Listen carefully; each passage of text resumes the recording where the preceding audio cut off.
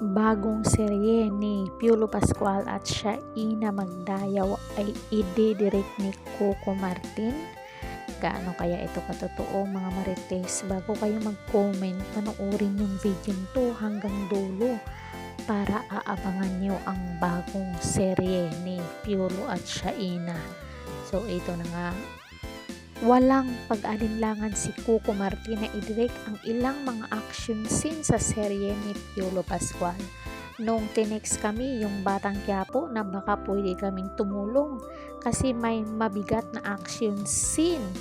Siyempre alang-alang kay Sir Dio Edrenal dahil lahat kami mga anak niya nandito kami para sumusuporta. Sa kasabi ko nga, isang malaking karangalan sa akin na maidirect ko si Kuya PG, Piolo at lahat ng veteran actor dito. Saad ni Coco Martin, buong team nga niya sa Batang Quiapo ang kanyang binitbit sa tiping ng Pamilya Sagrado para masiguradong bonggang-bongga ang mga action scene. Dinala ko nga yung buong team ng Batang Quiapo para sabi ko nga, siguraduhin natin na maganda yung magagawa natin para mas makatulong pa sa show kasi maganda yung programa. Saad ni Coco, nagkaroon man ng ilang pagsubok sa pag-shoot ng mga eksena, masaya si Coco na idirect sina Piolo, Shaina Magdayaw at Terzo Cruz.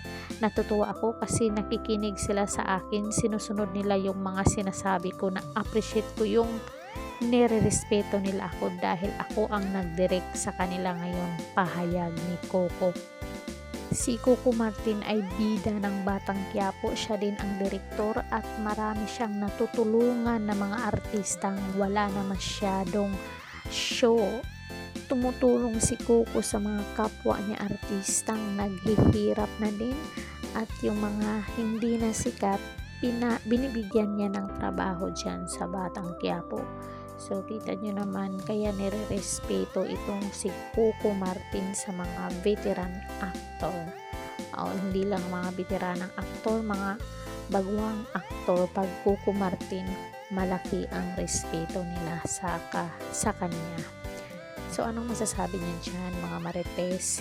Isulat nyo na dyan sa baba. Huwag niyong kalimutang i-like, share, and subscribe para ma-update kayo sa ating mga latest chika dito sa showbiz.